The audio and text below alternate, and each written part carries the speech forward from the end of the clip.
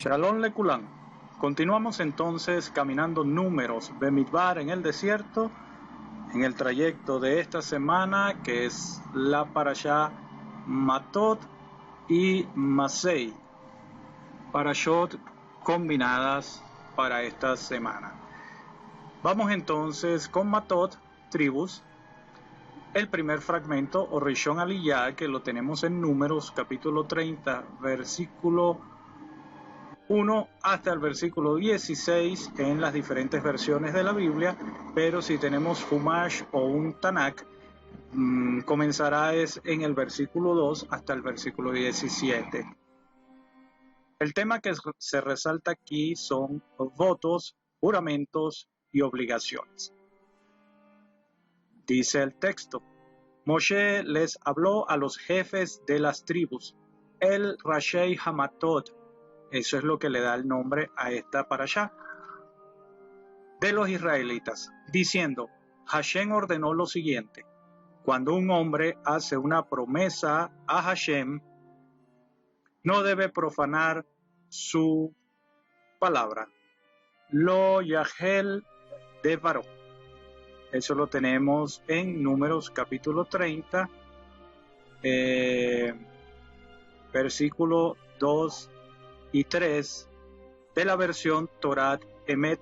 Como lo he dicho en otros comentarios, es la versión que generalmente yo utilizo, que es de un Humash, donde se lee la Torah en hebreo y se canta. Los líderes tribales, los padres y los esposos pueden anular los votos. Los juramentos, los votos y las obligaciones invocan al Eterno. Están implícitos de una manera porque, aunque no haya testigos presentes, Él es el testigo principal. Recordemos las palabras de Yeshua cuando Él indicó que no debíamos jurar ni por el cielo, ni por la tierra, ni por Jerusalén, y que nuestro sí fuera sí y nuestro no fuera no. Ciertamente una persona, cuando hace una promesa, se enlaza por esa palabra, como dice también que por las palabras de tu boca serás secado. La persona en sí mismo se autoobliga, se autoimpone una restricción. Y en este caso, aunque enfoca en la Torá, en el texto que hemos tomado como base, es la mujer en sus diferentes condiciones, en condiciones o en contexto de autoridad. Una mujer que siga bajo autoridad de su casa, o sea, que no se haya casado. Una mujer que sea arusá, o sea, una prometida y que luego se casa. O en el caso que sea una hija pequeña, bajo autoridad del padre. En este caso, lo que nos indica esta porción o este fragmento de la Torá es que, aparte de la misma persona que hizo el voto, solo una persona con autoridad por encima de ella puede también revocar dicho voto. No implica que sea una persona ajena, sino que guarda una relación directa de autoridad, que esa persona que hizo el voto está bajo autoridad de esa otra persona. Podemos observar aquí entre líneas un principio de autoridad espiritual, así como también una dependencia de sujeción, sumisión como tal.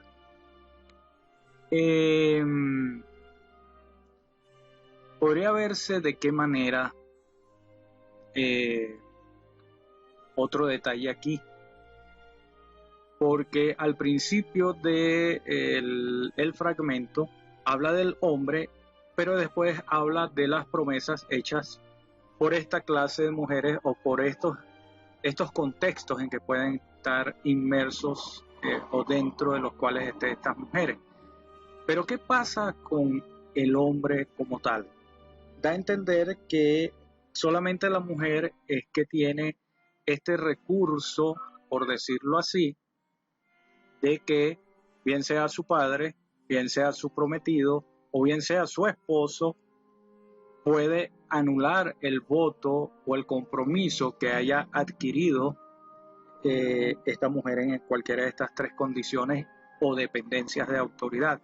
Pero ¿qué pasa con el hombre? Porque con el hombre al hombre no se le dice más nada o no se le menciona dicho recurso. Algunos comentaristas indican, incluso Rashi, de que, y también en el Midrash, la compilación de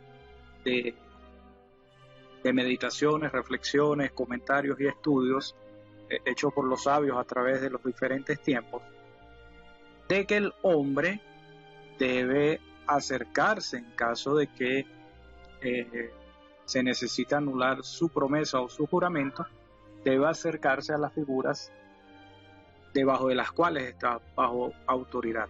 Por ejemplo, en la congregación se habla del consejo o Bet Din, lo que sería una especie del consejo directivo o del tribunal, o en su defecto el propio rabino o líder congregacional tendría de alguna manera la autoridad para revocar el voto que haya adquirido esta persona. Entonces, aunque aquí se menciona específicamente las condiciones de la mujer, podríamos también traducir que esto podría pasar con el hombre también en las diferentes condiciones o en algunas de estas condiciones.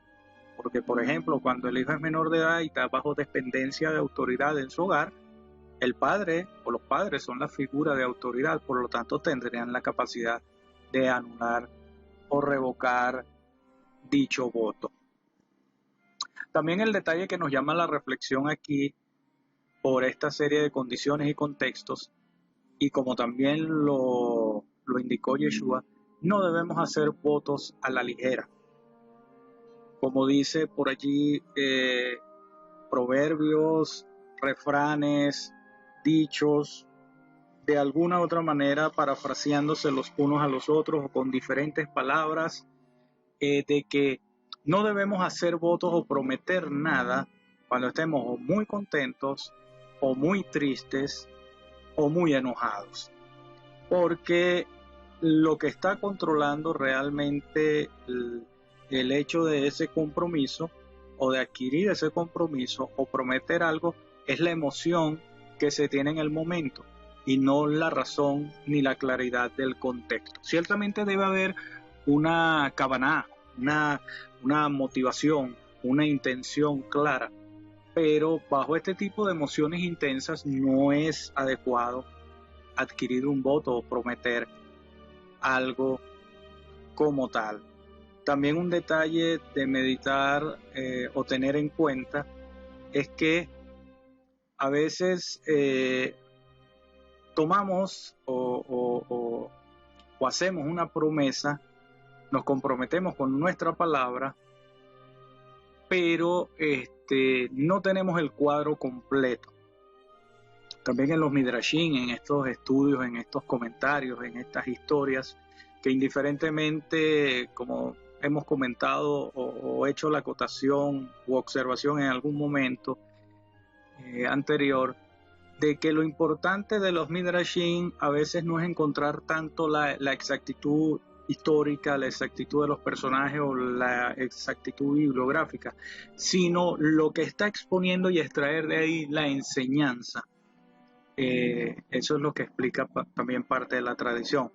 Entonces hay algunos aspectos allí, algunas situaciones que presentan, como por ejemplo que si alguien se compromete en decir no voy a comer más torta o no voy a probar más dulces, y resulta que no se acordaba que dentro de 2 días cumple año algún familiar o va a haber una celebración, y por supuesto en la celebración no dejan de faltar los dulces.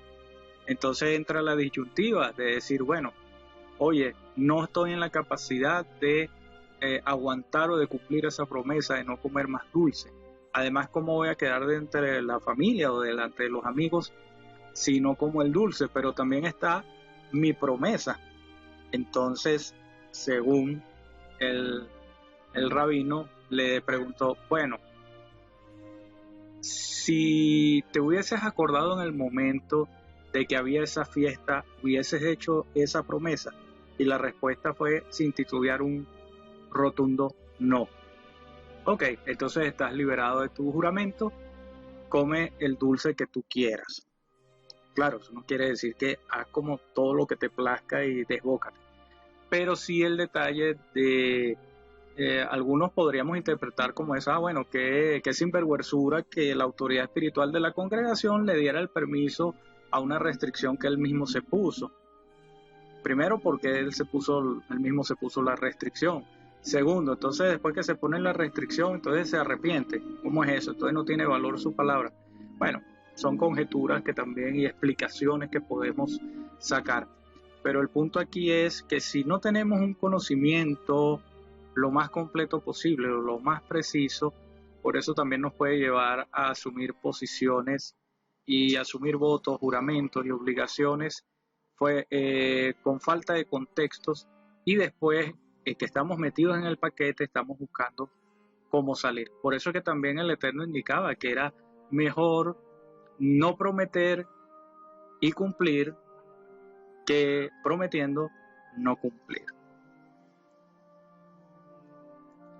Incluso hay una tradición dentro de las frases que se dicen en la tradición judía. Por ejemplo, cuando a veces se promete algo o se dice, bueno, mañana nos vamos a ver, entonces dice Beli Neder, o sea, ojo, esto no es un voto. Claro, yo me estoy comprometiendo que yo voy a hacer todo lo humano posible para vernos el día de mañana. Pero si te llevo a incumplir por una causa de fuerza mayor o un error mío, oye, que no me lo vayas a tomar como voto. Por cierto, hablando de Neder, Nedarim, que sería en plural, o Nidre, como sería en el hebreo bíblico, ¿qué nos hace acordar la palabra Nidre?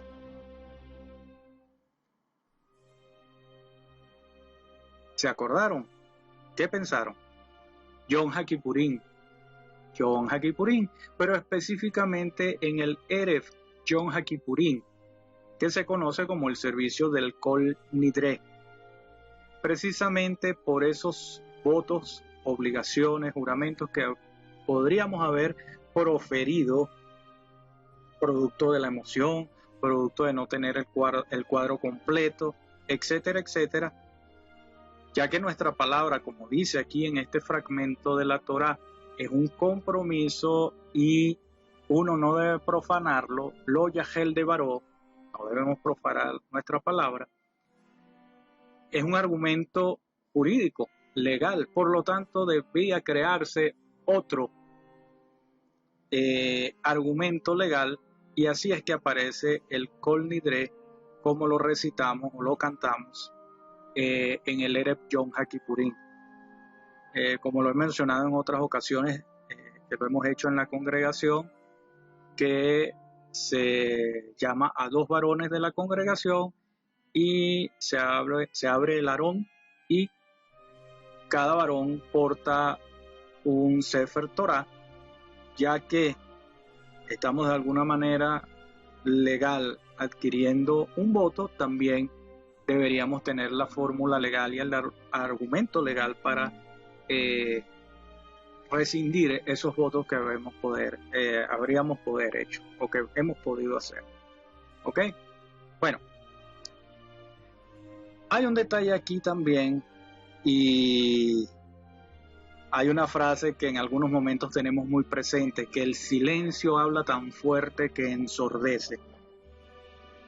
Eso se puede deber a muchas cosas. Queremos dar a entender que no estamos de acuerdo con algo, queremos dar a entender que no tenemos respuesta, en fin, dar a entender.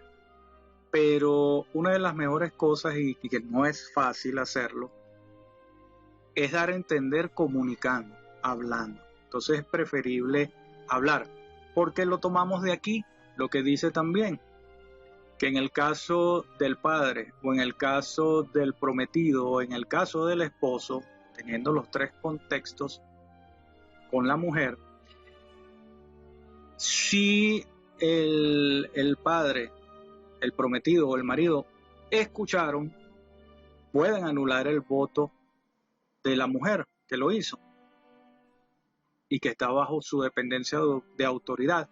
Pero si no dice nada, implica, si guarda silencio, implica que está de acuerdo con el voto y está dejando que la persona, en este caso la mujer, se amarre, se autoimponga ese voto que profirió o que declaró.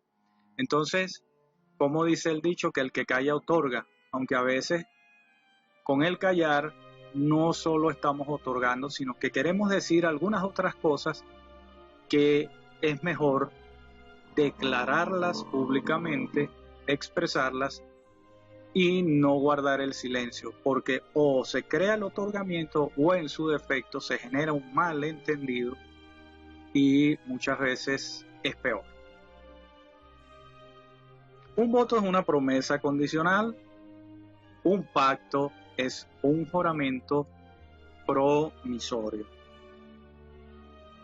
pero tiene el mismo resultado, como lo dice el Eterno: lo yahel de varó, no debe profanar su palabra. Entonces estamos obligados, comprometidos por medio de nuestra palabra. La reflexión entonces en este primer fragmento Rishon Aliyah, aparte de lo que le voy a exponer a continuación, resumiendo, es: no hagamos votos a la ligera ni nos comprometamos a la ligera. Debemos tener el mayor y el mejor contexto posible. Debemos tomar acciones o los juramentos y votos y obligaciones, hacerlo en condiciones lo más normal posible de estado mental, de condición mental y de condición emocional, para no ser dominados, o sea, que no estemos dominados por los sentimientos y emociones del momento al jurar. Y debemos tener conocimiento pleno o lo más posible en antelación, para después de comprometernos no vaya a ser que nos enteramos o completamos la información que teníamos antes incompleta y entonces nos comprometimos o sin necesidad o lamentablemente nos hemos comprometido sin una base plena como tal. Me hizo acordar de otra cosa que también está en Midrashim, donde dice que había una población, no recuerdo el nombre, que todo el tiempo, algo que era dado por sentado que iba a suceder, todo el tiempo se la pasaban jurando o prometiendo. Y decía: bueno, prometo que me voy a levantar temprano, y se levantaban. Prometo que yo voy a almorzar, e iban y almorzaban. Entonces dice: bueno, eso también es uno de los detalles, la enseñanza allí de jurar en vano. O sea, tú no tienes que prometer ni jurar nada que ya forma parte de tu pensar y de tu hacer y de tu proceder y de tu actuar, sino que simplemente tienes que seguir haciendo, cumpliendo como tal. Bien, leyendo Romanos 3:31 y también leyendo Números 30, los versículos 3, 4, 7 y 11, recordando que en el Tanakh están un número rodados distintos, serían número 4, 5, 8 y 12. Luego de leer eso, tomemos el contexto de Israel. Israel es comparado como una novia que entra en un pacto. Y es el intervalo de tiempo que estamos viviendo ahorita. Por eso se llama Israel la novia.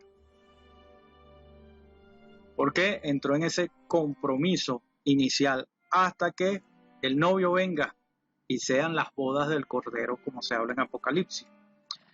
Pero ya en este nivel, aunque todavía no está el derecho de cohabitar, y es uno de los detalles en la ceremonia o matrimonio hebreo, ya se convierte en parte de la familia. Entonces Israel pasa a ser parte de la familia del Eterno, en una relación de pacto.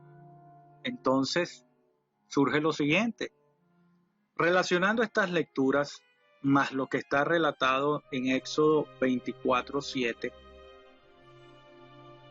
aunque ya le voy a dar una pista aquí, pero es bueno que también lo lean. ¿Cuál fue la respuesta del Eterno a la promesa del pueblo? De Naaseh Benishma. Ya nos acordamos, haremos y entenderemos. El Eterno respondió inmediatamente. El Eterno felicitó a Israel por haber hecho eso, por haber pronunciado esa declaración, producto de una emoción fuerte, fortísima, de un evento trascendental, pero cargado de esplendor, cargado de emoción, cargado de sentimientos, cargado de portentos. Y el pueblo de Israel dijo, Naaseh Benishma, aceptando la Torá, ¿no? ¿Les advirtió algo adicional el Eterno? ¿O el Eterno guardó silencio? ¿Cuál de estas tres acciones se manifestaron por parte del Eterno? ¿Y qué significa esa acción que él manifestó? Y cabe otra pregunta. ¿La Torá puede ser guardada por fe? Como a veces se dice por allí, razone su respuesta de acuerdo a todos estos textos que se les está proveyendo. Bien, esto no ha terminado. Adelante y demos un paso más y continuemos a la segunda aliyá en la próxima video presentación de esta parashá Matot.